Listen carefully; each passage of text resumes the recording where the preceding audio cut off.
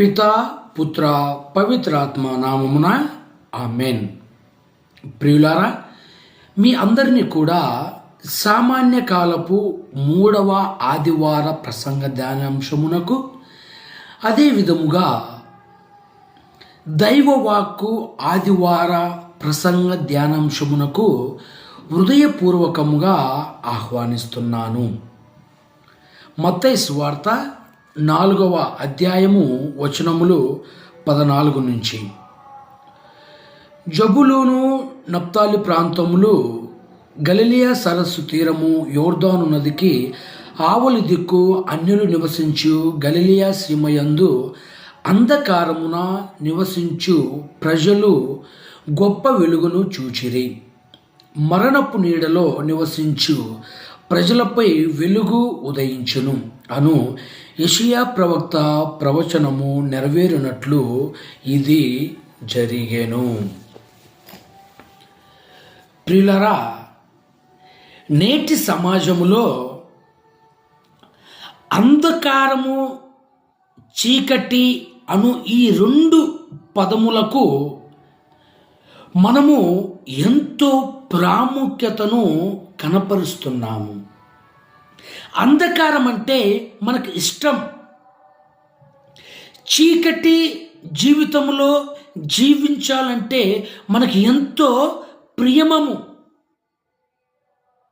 అంధకారములో అబద్ధాలు ఉంటాయి కాబట్టి, అంధకారములో వ్యభిచారం ఉంటుంది కాబట్టి, అంధకారంలో దేవుడు ఉండడు కాబట్టి, అంధకారంలో ఆజ్ఞలు ఉండవు కాబట్టి, అంధకారంలో ధర్మశాస్త్రాలు ఉండవు కాబట్టి, అంధకారంలో దేవుని మార్గము ఉండదు కాబట్టి, అంధకారంలో మన ఇష్టానుసారము మనం జీవించవచ్చు కాబట్టి, అంధకారంలో మనము పవిత్ర గ్రంథమును పట్టుకొని చదవవలసినటువంటి అవసరము లేదు కాబట్టి, ఈ అంధకారమునకు ఎంతో ప్రాముఖ్యతను నేటి సమాజము ఇస్తుంది. చీకటిలో నడవాలన్నా, చీకటిమయమైనటువంటి కార్యాలు చేయాలన్నా, ఇతర అన్నీ కూడా మనం కప్పివేసి, దేవుని మార్గాన్ని మూసివేసి, చీకటి అన్నటువంటి అంధకారం అన్నటువంటి కొత్త మార్గాన్ని మనము తయారు చేయుటలో, ముందుకు వెళ్ళుటలో, ఆ విధంగా మన జీవితాలను ఉంచుకుంటలో మనం అందరం కూడా డాక్టర్ పట్టాను పట్టుతున్నాము నేటి తరములలో. ఈ అంధకారములో ఎటువంటి క్వాలిఫికేషన్ లేదండి. ఎవరైనా అర్హులే. పలానా వయస్సు కలవారా అని మనం ఆలోచిస్తే అలా ఏమీ లేదు. ఈ అంధకారము అందరినీ కూడా యోగ్యులుగా కనపరుస్తుంది. ప్రతి ఒక్కరు కూడా అర్హత కలిగిన వారే అని చెప్పేసి ఈ అంధకారం, ఈ చీకటి అన్నటువంటివి అందరినీ కూడా ఆకర్షింప చేసుకుంటున్నాయి. ఆకర్షితులైపోతున్నారు అందరూ కూడా. కావున అందుకే ఇటువంటి మార్గంలో, ఇటువంటి జీవితంలో, ఇటువంటి ఉదాహరణమైనటువంటి జీవితాలు ఎన్నో మన చుట్టూ కనపడుతున్నాయి. ప్రియులారా, ప్రతి కుటుంబంలో, ప్రతి బిడ్డ, తల్లిదండ్రులు, సమాజం, ఊరు అందరూ కూడా ఈ అంధకారమును అంటిపెట్టుకొని జీవిస్తున్నారు. కుటుంబంలో తండ్రి అలానే ఉన్నారు, తల్లి అలానే ఉంది, బిడ్డలు ఆ విధంగానే ఉన్నారు. చర్చికి వెళ్ళము, త్రాగుడు, ఇంకా లోక పరిహాసాలు, లోక వ్యవహారాలు, లోకము ఏమి చెప్తే అది చేసే విధంగా నేటి తరం పూర్తిగా మారిపోయింది. అటువంటి వారికి, నీకు నాకు మనందరికీ కూడా ఈనాటి 3 పట్టణాల ద్వారా తల్లి శ్రీసభ తెలియచేస్తుంది. అంధకారం అన్నటువంటి వాటికి మీరు ఫుల్ స్టాప్ పెట్టేసి వెలుగైనటువంటి తేజోమైనటువంటి క్రీస్తుకు మనందరం కూడా బందీలము కావాలే కానీ అంధకారానికి కాదు, చీకటికి కాదు, చీకటి కాయలకు కాదు, మిగతా వేటికి కూడా మనం బందీలము కాకూడదు. కానీ క్రీస్తు అనేటువంటి వెలుగులో మనందరం కూడా నడవాలి అని చెప్పేసి ఈ 3 పట్టణాలు మనందరికీ కూడా తేటి తల్లం చేస్తున్నాయి ప్రియ సహోదరి, ప్రియ సహోదరుడా. అందుకే మనందరం కూడా యెషయా గ్రంథము 9వ అధ్యాయము 2వ వచనం చదువుకుంటే, చీకటిలో నడుచు జనులు పెద్ద వెలుగును చూచిరి, గాఢాంధకారం క్రమ్మిన త్రావున వసించు ప్రజల మీద జ్యోతి ప్రకాశించెను. చీకటి మనుష్యులు, చీకటి వేషాలు, చీకటి మాట, చీకటి ఆలోచన, చీకటి వేషధారణ, మిగతా అన్నీ కూడా ఇటువంటి చీకటిలో నివసిస్తున్నటువంటి వారందరికీ కూడా యెషయా ప్రవక్త ద్వారా తెలియచేసినటువంటి, కనపరిచినటువంటి, అందించినటువంటి, లిఖించినటువంటి ఆ వెలుగు ఎవరో కాదు, ఆ వెలుగు యేసుక్రీస్తు ప్రభుల వారు. ఆ వెలుగులోని మనందరం కూడా నడవాలి అని చెప్పేసి, ఆ వెలుగును మనందరం కూడా నమ్ముకోవాలని చెప్పేసి, ఆ వెలుగుపై మనము భక్తిని కనపరచాలి అని చెప్పేసి, ఆ వెలుగుతోనే మనందరం కూడా నిత్య రాజ్యం పొందగలము అని చెప్పేసి, ఈ వెలుగైనటువంటి తేజోమయుడైనటువంటి యేసుక్రీస్తు ప్రభుల వారి గురించి యెషయా ప్రవక్త 1వ పట్టణంలో మనందరికీ కూడా తెలియచేస్తున్నారు. జ్యోతి ఏ జ్యోతి అది? ఆ జ్యోతి క్రీస్తు, ఆ వెలుగే క్రీస్తు. మనందరం కూడా ఆ వెలుగులో పయనించాలి, ప్రయాణించాలి, జీవించాలి, నడవాలి, మాట్లాడాలి. మిగతా అన్నీ కూడా ఈ జ్యోతిలోనే, ఈ వెలుగులోనే. ఎందుకంటే ఆ వెలుగు మెస్సయ్య కాబట్టి, ఆ వెలుగు కరుణామయుడు కాబట్టి, ఆ వెలుగు రక్షకుడు కాబట్టి, ఆ వెలుగు నీకు నాకు మరి అంత దగ్గరైనటువంటి యేసుక్రీస్తు ప్రభుల వారు కాబట్టి, ఆ వెలుగులో మనందరం కూడా ముందుకు సాగాలే కానీ చీకటిలో కాదు. అందుకే మనందరం కూడా ఏం చేయాలంటే అంధకారాన్ని ఇన్స్టాల్ చేసేసి వెలుగైనటువంటి క్రీస్తును మనము ఇన్స్టాల్ చేసుకోవాలి. ఎప్పటికప్పుడు మనం వెలుగులో అప్డేట్ అవుతూ ఉండాలి. అంధకారానికి సంబంధించినటువంటి యాప్స్ ఈ లోకంలో ఎన్నో ఉన్నాయి. అటువంటి యాప్స్ మనకు అవసరం లేదు. ఒకే ఒక యాప్, అదేంటంటే క్రీస్తు యాప్, వెలుగు యాప్, తేజోమయ యాప్ అనేటువంటిది మన హృదయాలలో, మన కుటుంబాలలో, మన సమాజంలో అది ఇన్స్టాల్ అయి ఉంటే మిగతా ఏవి కూడా మనలో ఇన్స్టాల్ అవ్వవు. అందుకే మనలను దేవునికి దూరం చేసేవి ఏవైనా అన్నిటిని మనము ఇన్స్టాల్ చేసేద్దాం. ఏవైనా దేవునికి దగ్గర చేసేవి, దేవునిలో ముందుకు తీసుకెళ్ళేవి, అలాంటివి ఏవైనా ఉంటే వాటిని అన్నిటిని మనం ప్రతి క్షణం, ప్రతి సెకండ్ కూడా అప్డేట్ చేసుకుంటూ మన జీవితాలలో క్రీస్తు యొక్క వెలుగుగా మనందరం కూడా ముందుకు పయనిద్దాం, ముందుకు సాగుదాం.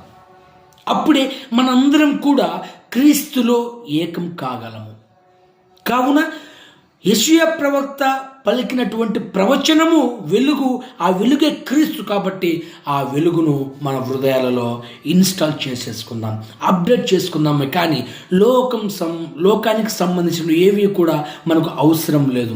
అందుకే మనందరం కూడా 1 యోహాను 2:9 చదువుకుంటే, తాను వెలుగునందు ఉన్నానని చెప్పుకొనుచు తన సోదరుని ద్వేషించువాడు ఇంకను చీకటి యందే ఉన్నాడు. అదేవిధంగా యోహాను 8:12 చదువుకుంటే, యేసు మరలా వారితో, లోకమునకు వెలుగును నేనే, నన్ను అనుసరించువాడు అంధకారమున నడువక జీవపు వెలుగును పొందును అనెను. వెలుగును నేనే అని చెబుతున్నాడు.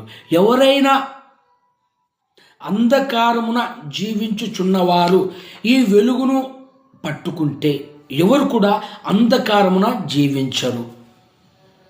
అంధకారానికి చోటే లేదండి. ఎప్పుడైతే మనము ఈ వచనాలను మనం పూర్తిగా ధ్యానం చేస్తామో, నన్ను అనుసరించువాడు అంధకారమున నడువడు. ఒకవేళ మనం ఇంకా అంధకారంలో ఉన్నాము అంటే ఆయనను మనం అనుసరించట్లేదని అర్థము. మన కుటుంబము ఆయన అనుసరణలో లేదు అని అర్థము. మన పూర్తిగా ఆయనలో బందీయులము కాలేదని అర్థము. కావున నేనే వెలుగు అని పలుకుతున్నటువంటి క్రీస్తు వెలుగు కాబట్టి ఆ వెలుగులో మనందరం కూడా ప్రయాణం చేయాలి. మన కుటుంబాలు ఆ వెలుగులో నిండుత్వాన్ని కలిగి ఉండాలి. ఒకవేళ మనం ఆ విధంగా జీవించట్లేదంటే, ఆ విధంగా ఉండట్లేదు అంటే దాని అర్థం ఏంటంటే ఆ వెలుగు అంటే మనకు తెలియదు, ఆ వెలుగులో మనం జీవించట్లేదు, ఆ వెలుగును మనం పూర్తిగా అర్థం చేసుకోవట్లేదు. ఆ వెలుగు తేజోమైందని మన భక్తిని, మన విశ్వాసాన్ని మనం కనపరచట్లేదు.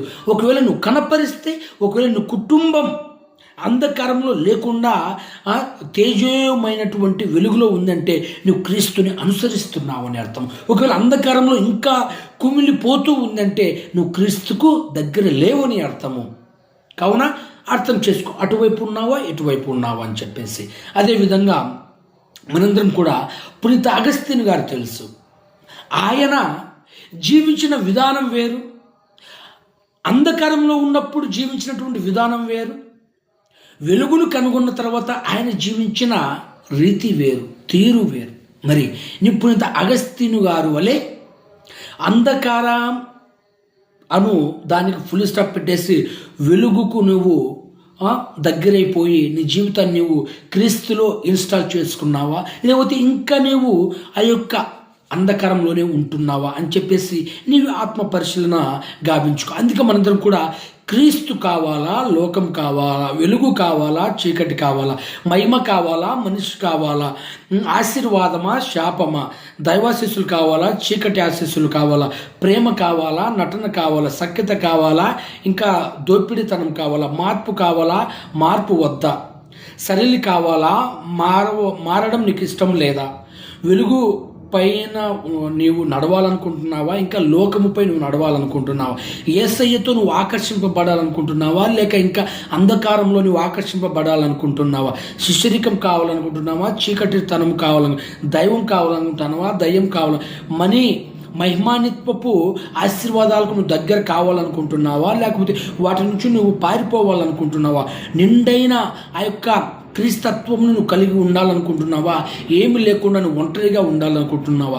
తెలుసుకో, మలుచుకో, నేర్చుకో, ముందుకు సాగించుకో ప్రియ సహోదరి, ప్రియ సహోదరుడా. అంతే. ఇది కావాలా, అది కావాలా, రెండు కావాలంటే అవ్వవు. నువ్వు క్రీస్తులో రాణించబడాలి అంటే ఖచ్చితంగా నీవు కొన్నిటికి దూరమైపోవాలి. క్రీస్తు వెలుగు నీలో అది ప్రజ్వలింపబడాలి అంటే నువ్వు ఖచ్చితంగా అంధకారాన్ని నువ్వు త్రొక్కివేయాలి, కాల్చివేయాలి, తరిమివేయాలి. కావున మనందరం కూడా మత్తయి సువార్త 4వ అధ్యాయం 14 నుంచి 16 వరకు చదువుకుంటే, మరణపు నీడలో నివసించు ప్రజలపై వెలుగు ఉదయించను అను యెషయా ప్రవక్త ప్రవచనము నెరవేరినట్లు ఇది జరిగెను.